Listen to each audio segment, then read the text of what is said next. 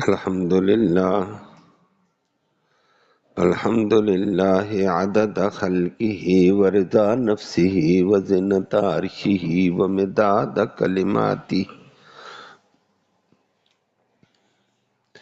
والصلاة والسلام علی صفوۃ رسلہ وخیر خلقہ محمد وآلہ وصحبہ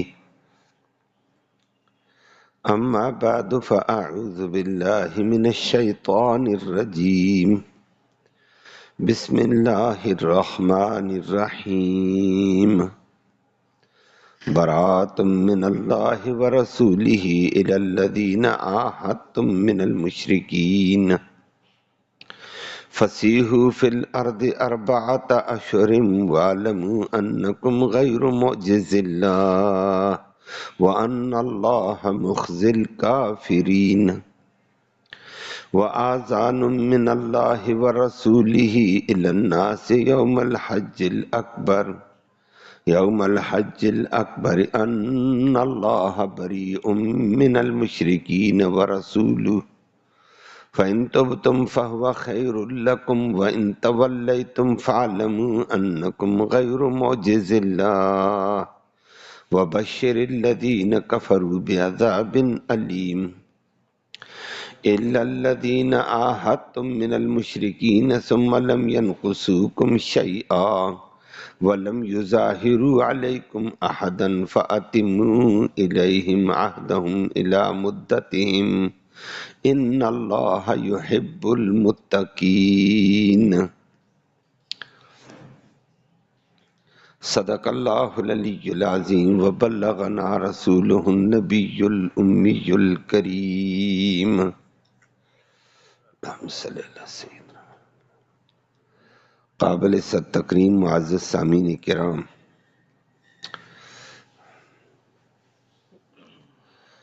سورۃ برات کی ابتدائی آیات کریمہ ہیں۔ اللہ رب العالمین نے مسلمانوں کو معاملات کریمانہ کی تعلیم دی ہے۔ اس کے ضمن میں شرک کرنے والے اور کفر کرنے والوں کو اللہ کریم کی سخت ترین سرزنش بھی ہے۔ کفر اور شرک کرنے والوں کو جو اللہ نے سرزنش کی ہے وہ آپ نے ایک دو دن سماعت کر دی۔ اللہ نے فرما دیا ہے کہ میں مشرکوں سے بیزار ہوں۔ مشرکوں کو میرا صاف جواب ہے، براۃ من اللہ ورسولہ الی الذین عاہدتم من المشرکین، کہ نبی جن مشرکوں سے تم نے معاہدے کیے کوئی معاہدہ نہیں ہے، میں رب بھی اور میرا رسول بھی ان سے بیزار۔ ان کو صاف جواب ہے کہ ہمارا کوئی معاہدہ نہیں ہے۔ یہ ایک اللہ کی دین کا، قرآن کا، نبی کا انکار، نمبر دو ساتھ اللہ کی ذات کے ساتھ شرک کرتے ہیں، اللہ کی ذات پہ حملے کرتے ہیں۔ ایسے طبقے کے لیے امان نہیں ہے۔ البتہ اگر تم نے معاہدہ کیا تو نبی کریم صلی اللہ علیہ وسلم کو بتا دیا، اخلاق کریمانہ، معاملات کریمانہ کی تعلیم دی کہ نبی معاہدہ کیا ہوا ہے تو معاہدے کا لحاظ رکھو۔ وگرنہ مجرم طبقے کے بارے میں کہا جائے مجرم کو پکڑو، پٹائی کرو اس کی، لیکن اللہ اتنا کریم کہتا ہے کہ شرک کیا، کفر کیا، معاہدے توڑے، سارا کچھ کرتے ہیں،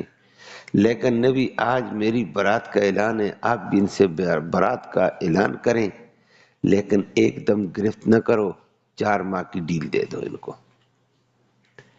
4 ماہ کے اندر سدھر جائیں بہت اچھی بات ہے، 4 ماہ کے اندر اپنا تحفظ کر لیں اچھی بات ہے، 4 ماہ کے اندر اپنی کوئی صلح کی صفائی کی بات کرے اچھی بات ہے، 4 ماہ کے اندر اپنے عقیدے کی، اپنے اعمال کی اصلاح کرے اچھی بات ہے۔ 4 ماہ کے بعد بھی اگر نہیں سدھرتے اتنی ڈیل کے بعد تو پھر ان کے ساتھ معاملات ہوں گے۔ گویا کہ آیت کریمہ میں اللہ نے اپنے نبی کو اور نبی کے ذریعے سے امت کو بتایا، کوئی بڑا مجرم ہی ہے نا، اس کے ساتھ اپنی گرفت کے بعد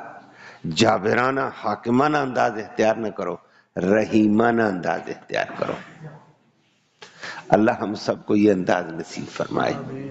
اور ہمارے مزاج میں آ جاتا ہے تلخی،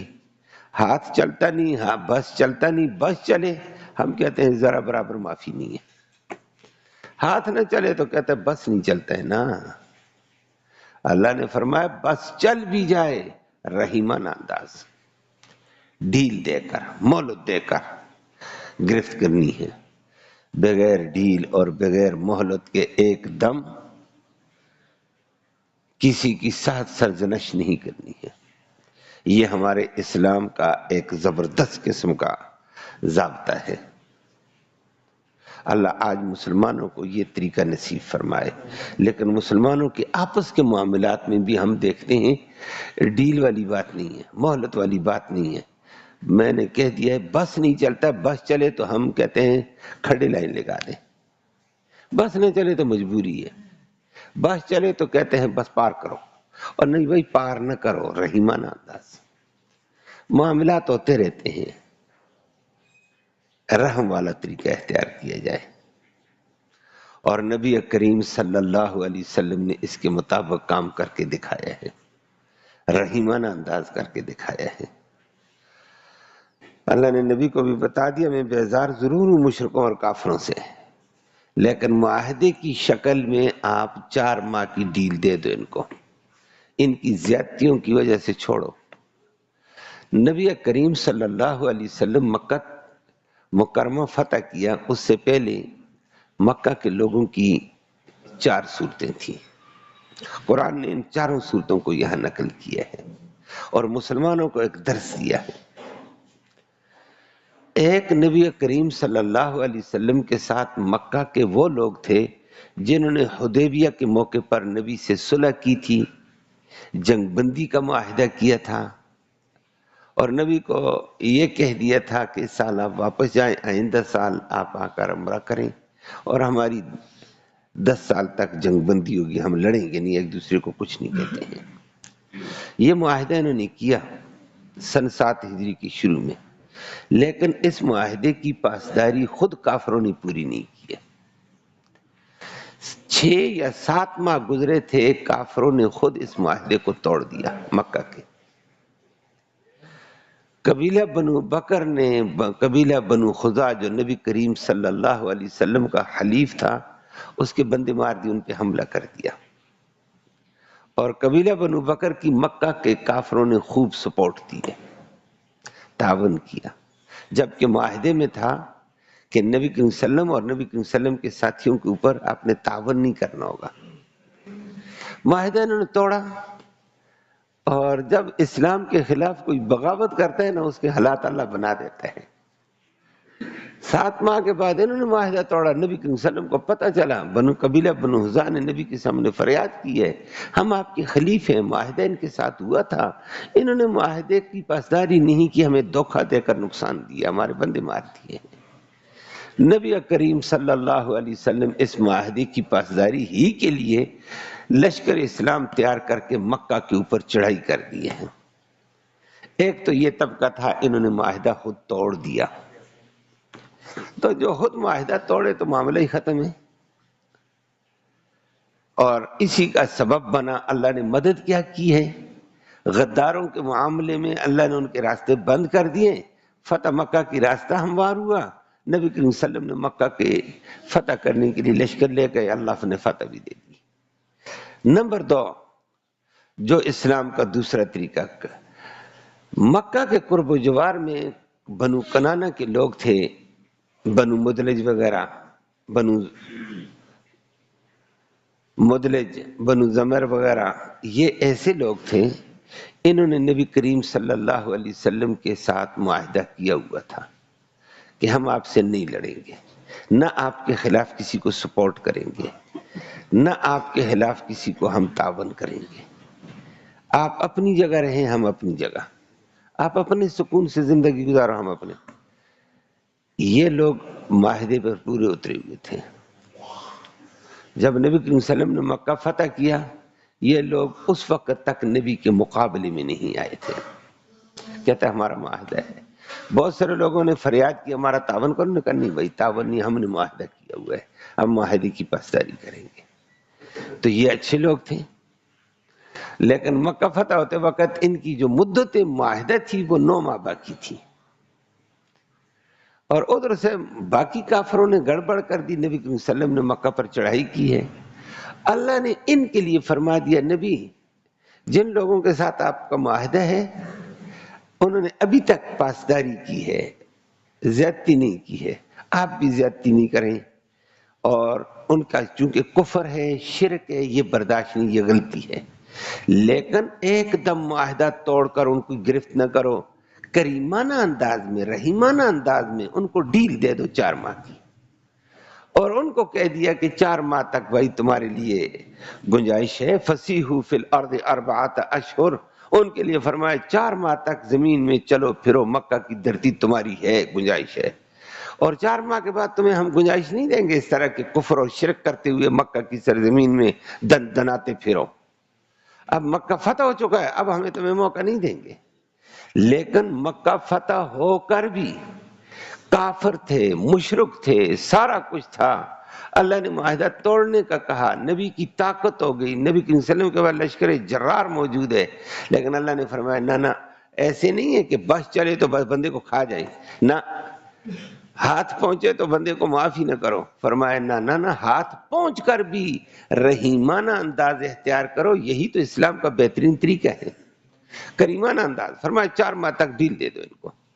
اور 4 ماہ کی ڈیل کے اندر لوگوں میں عجیب قسم کا انقلاب آیا۔ تیسرے مکہ کے وہ لوگ تھے جنہوں نے نبی صلی اللہ علیہ وسلم کے ساتھ کوئی معاہدہ نہیں کیا تھا، لڑتے بھڑتے رہتے تھے، موقع آیا تو ادھر سے شرارت ادھر سے شرارت،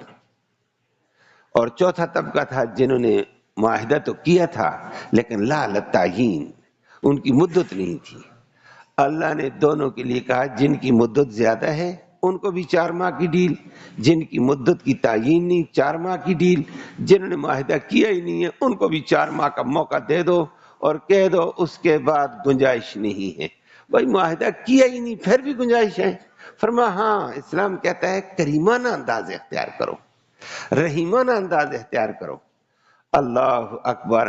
اس مارکے کو سر محمد کریم صلی اللہ علیہ وسلم نے کیا ہے، اور آپ اپنے ذہن میں اس کا نقشہ رکھیں، نبی کریم صلی اللہ علیہ وسلم کو 13 سال مکہ میں ستایا تھا، تکلیفیں دیں، اذیتیں دیں، گالیاں دیں، تانے دیے، راستے میں کانٹے ڈالے گئے، کوڑا کرکٹ نبی پر پھینکا گیا، ہر طرح کی تکلیف دی 13 سال۔ نبی ہجرت کر کے مدینہ چلے گئے مجبور ہو کر، پھر مدینہ میں بھی آرام سے نہیں، غزوہ بدر ہوا، غزوہ احد ہوا، غزوہ خندق ہوا، غزوات ہوتے ہوتے ہوتے 8 سال کے بعد نبی فاتح مکہ بن کر آ گئے مکہ میں، اور لشکر جرار ایسے جرارانہ انداز میں مکہ میں داخل ہوا، دنیا نے دیکھا دنگ رہ گئی تھی۔ لشکر جرار لے کر نبی پہنچے، اب نبی کا ہولڈ ہے، نبی کی طاقت ہے، نبی کے پاس قوت ہے، اگر نبی انتقام لینا چاہے پہلے والے 13 سال کے اندر جن بدماشوں نے بدماشی کی، نبی ان کو پکڑے اور کہو لٹکاؤ ان کو، اور نبی کو جو ستایا، گالیاں دیں، اذیتیں دیں، تکلیفیں دیں، صحابہ کو دیں، اگر نبی آج جو ان کے ساتھ کرنا چاہے کر سکتا ہے، اور وہ بھی کانپ رہے تھے آج ہمارے ساتھ حشر برا ہوگا۔ اللہ اکبر، لشکر جرار لے کر نبی پہنچا، آج طاقت ہے، قوت ہے، بس ہے، سب کچھ ہے،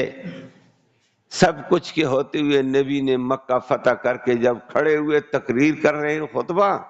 کافر کانپ رہے، ابھی ہماری گردن کے قلم ہونے کا آرڈر ہوتا ہے، ابھی ہمیں پھانسی لٹکانے کا آرڈر ہوتا ہے، ابھی یہ ہوتا ہے۔ نبی نے اخلاق کریمانہ کے ساتھ پہلے اللہ کا حق جتلایا، اللہ کسے کہتے ہیں، پھر دین کا مقام جتلایا، دین کسے کہا جاتا ہے، پھر اخلاق کی تعلیم دی، ضعفاء کے لحاظ کا حکم دیا، عورتوں کے حقوق کا تحفظ کیا، غلاموں کے حقوق کا تحفظ کر کے آخر میں نبی نے دین پیش کرتے کرتے فرمایا تم انسان ہو، تم بنی آدم کی اولاد ہو، میرے ساتھ تم نے جو زیادتی کی اس زیادتی کا میں ذکر زبان پہ بھی نہیں لاؤں گا، کہ میں تمہیں شرمسار بھی نہیں کروں گا۔ آج میری طاقت اور قوت ہے، لیکن اخلاق کریمانہ کا انداز یہی ہے، میں تمہاری غلطی کا ذکر بھی نہیں کروں گا، تمہیں شرمسار نہیں کروں گا، تمہیں میں ذلیل نہیں کروں گا، بلکہ سب کے لیے کہا جنہوں نے معاہدہ توڑا اس کی وجہ سے تو مکہ فتح ہو گیا، جو معاہدہ نہیں توڑا 4 ماہ کی ان کو ڈھیل دے دیتا ہوں، 4 ماہ کے اندر سوچو سمجھو، اپنے آپ کو درست کرو، اپنے اخلاق کو درست کرو، اپنے معاملات درست کرو، اپنے عقائد درست کرو، حقیقت کو دیکھو۔ 4 ماہ کی ڈیل دے کر نبی کریم صلی اللہ علیہ وسلم نے فرمایا لا تثریب علیکم اليوم،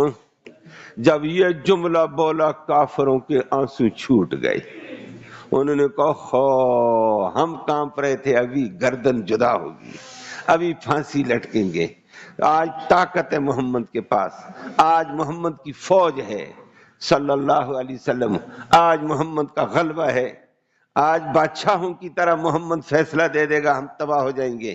لیکن نبی نے فرمایا لا تثریب علیکم اليوم، آج میں تمہاری سابقہ غلطیوں پر ملامت بھی نہیں کرتا ہوں کہ تم نے یہ کیا، تم نے یہ کیا، تم نے یہ، ملامت ہی نہیں کرتے جاؤ۔ وَأَنْتُمُ الطُّلَقَاءُ، آج تم سب کو معافی کا اعلان ہے،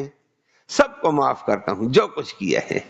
البتہ مکہ کی سرزمین تمہارے لیے اب بند ہوگی، 4 ماہ تک میں تمہیں ڈیل دیتا ہوں، قرآن نے کہہ دیا، میرے رب نے کہہ دیا، 4 ماہ تک اپنے آپ کو سدھارو۔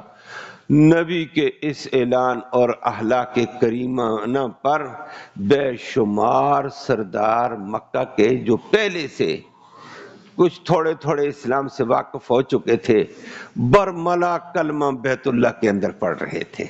مسجد حرام میں نبی کے خطبے کہ انہوں نے کہا بس بس بس، دین زبردست سچا ہے اور یہ انسانوں کو انسانوں کا مقام دلاتا ہے۔ بے شمار قسم کے کافروں کے سردار مسلمان ہو گئے، اور بعض وہاں موجود نہیں تھے، انہوں نے جب بعد میں سوچا اسلام کیسا ہے، یہ تو ظالمانہ نظام کا تو قائل نہیں ہے، یہ تو رحیمانہ معاملات کا قائل ہے، کتنا رحم کا معاملہ ہم سے کیا ہے، اور یقیناً نبی نے اس موقع پر جو کام کیا یہ عام آدمی کر ہی نہیں سکتا، یہ نبی کی شان کے ساتھ ہی تھا، اور نبی نے سب کو معاف کیا، بجائے چند آدمی جو نبی کے ساتھ گستاخ تھے، ان کے علاوہ ایک بچہ بھی نہیں بچا جس نے کلمہ نہ پڑھا ہو۔ اس اخلاق کریمانہ سے متاثر ہو کر اللہ نے عورتوں، بچوں، بوڑھوں، مردوں نے سب نے کلمہ پڑھ کر جہنم سے نکل کر جنت میں آ گئے، نبی کے صحابی بن گئے۔ تو اللہ نے قرآن میں یہ کہہ دیا ہے کہ معاملات میں نرمی کر کے جاؤ،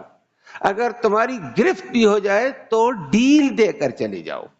میں رب ڈیل دیتا ہوں، اللہ ہمیں کتنی ڈیل دیتا ہے، ہم کتنے گناہ کرتے ہیں۔ اگر اتنے بڑے رب نے جس نے ہمیں پیدا کیا، کھلایا پلایا، ہم اس کے احکام توڑتے ہیں، توبہ توبہ توبہ، وہ پکڑ نہ جائے 1 منٹ میں پکڑ کر رگڑا دے دے، لیکن وہ ہمیں ڈیل دیتا ہے، چلو یہ غلطی ہوگی آگے سدھر جاؤ گے، آگے غلطی ہوگی آگے سدھر جاؤ گے، آگے غلطی ہوگی آگے سدھر جاؤ گے۔ کتنا کریم ہے وہ، اور انسانوں کو بھی کہتا ہے کریمانہ انداز اختیار کرنا آپس کے معاملات میں۔ آج ہمارے مسلمان کافروں کے ساتھ تو ہمارے معاملات ہی بڑے عجیب، وہ بھی ہم دین کے دائرے سے بہر رہے، اب مسلمان آپس میں ایک دوسرے کے معاملات بھی اخلاق کریمانہ رحیمانہ انداز سے نہیں کر رہے ہیں، بلکہ اپنی اپنی مرضی، اپنی خواہشات پر جابرانہ انداز ہم اختیار کر لیتے ہیں۔ اللہ ہمیں اس سے بچائے، ایک دوسرے کے ساتھ رحم کا معاملہ کرنے کی توفیق نصیب فرمائے۔